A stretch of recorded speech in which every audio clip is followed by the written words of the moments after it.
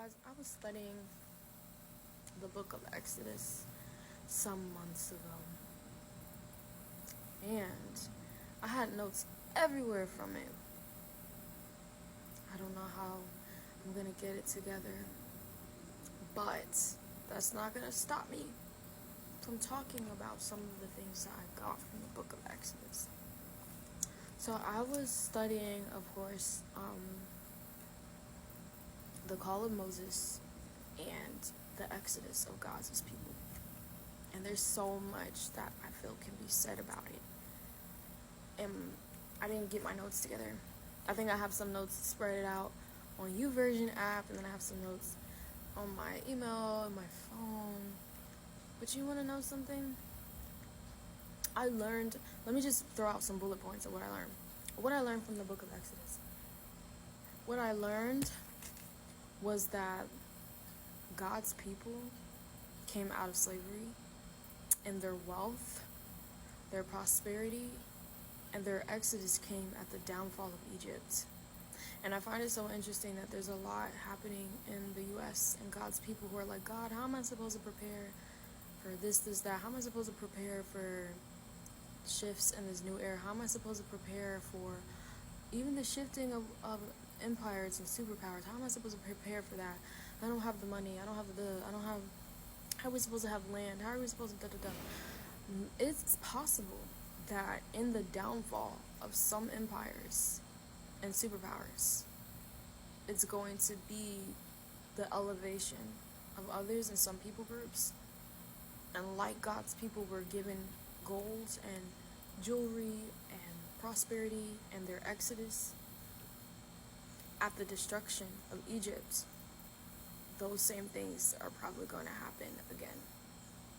Mind you, sometimes the elevation and the rising of falling of demographics can happen through the destruction of others. It's quite common.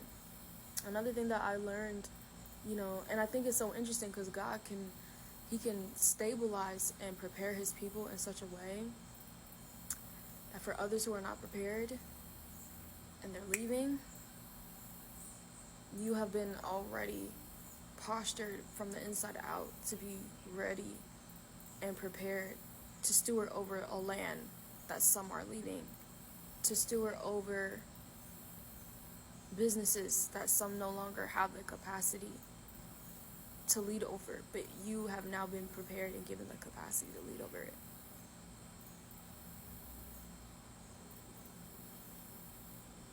And your uprising will be at the dispelling of some.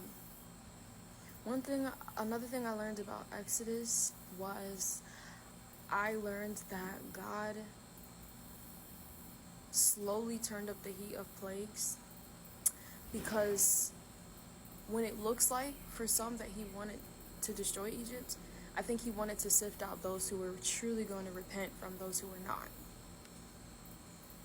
Because he went from little plagues, right, where he was just getting started, to plagues that started to impact their livestock and their economy, to their body and their well-being, to now their food supply, to their mental health and well-being some more, to their lands, to eventually the firstborn.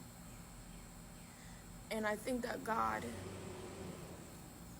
though it seems, maybe some people will think it seems like he was being harsh with Egypt and hardening the heart of Pharaoh, I think he hardened Pharaoh's heart because he wanted to have opportunity to show and demonstrate plague after plague increasing in their weight. Excuse me for that noise. He wanted to sift out who was going to repent, because sometimes the first few plagues may have impacted people and may not have impacted other Egyptians. By the time Moses said that a hailstorm is going to come, and if you don't move your livestock and your people and your stuff from out of your fields into your house, it's going to die.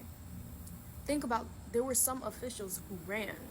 They're like, oh, I'm going to do this. I'm going to make sure my stuff is protected. But some did not.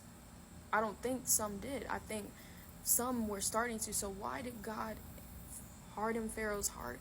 Because he needed opportunities and chances to keep demonstrating plagues, so it could demonstrate his glory, but so he could begin to sift out who, from this plague to this plague to this plague to the fourth plague to the fifth plague, how many people can I get to repent and turn to me? How many Egyptians can I get on the right side of believing that he's the true and living God, from those who won't?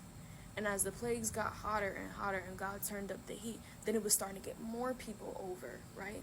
And I think just like God will handle the Egyptians that way, he will handle people even in these last days that way. And I can't say that it's completely parallel to Egypt. If you actually read the book of Revelation, chapter 9, and I believe 16, there actually are some parallels to the plagues that happen in Egypt. There are similar plagues that will happen, and I guess you could say the spiritual Egypt in the book of Revelation. But God hardened Pharaoh's heart so he could have opportunity, so he can see which Egyptians would repent. Because you have to remember, there were some Egyptians that would not repent, up to the point where when Israel and the Hebrews would leave out and everything was already gone. Their livestock was gone. Their firstborns were gone. Even their finances, their money, their valuable watches and gold was gone, because they gave it to the Hebrews and was like, here, take it, get out. Egypt is destroyed, get out. Give you whatever we want. Even to the point where there was nothing left of Egypt, and Egypt was in waste and despair, there was still Pharaoh who would send an army of men to go after them. Even when God, through Moses, with the staff, caused the waters to part, the sea to part, and he even caused a cloud of glory to be about them and a pillar of fire to be behind them, protecting them. Can you believe that those deep and great manifestations of God would show, and they would still run after God's people? God was sifting out the Egyptians that would repent in the first few plagues, or even the first 9. Because when Israel left, some Egyptians left with them. Some Egyptians denounced their gods and went with them. They were the sojourners and the foreigners that is spoken of that went with the camp of Israel that exited Egypt.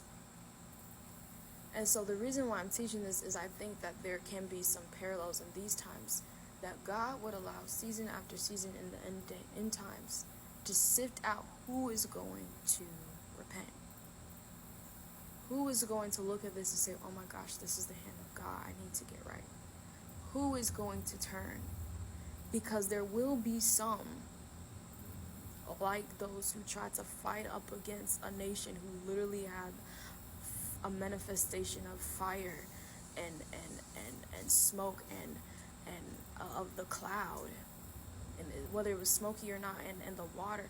Is that not all the elements in full manifested display of God's glory protecting Israel? You got the water, you got the fire, you got the air of the cloud, and perhaps even the wind, because I think it was a fire tornado. There are some in I believe it's Revelation 16 and 9, where even when things are at an all-time worst in the last days, it says that there were some who are still not going to repent, still not going to turn.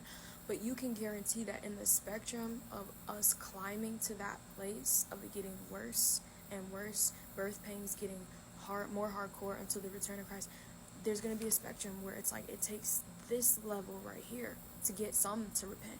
Then it'll get to this part and some will repent. Then it'll get all the way out. Some will not.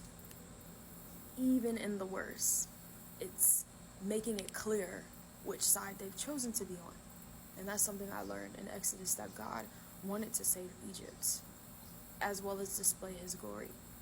But it wasn't maybe just about Egypt as a whole, but those individuals who will literally yield to his power.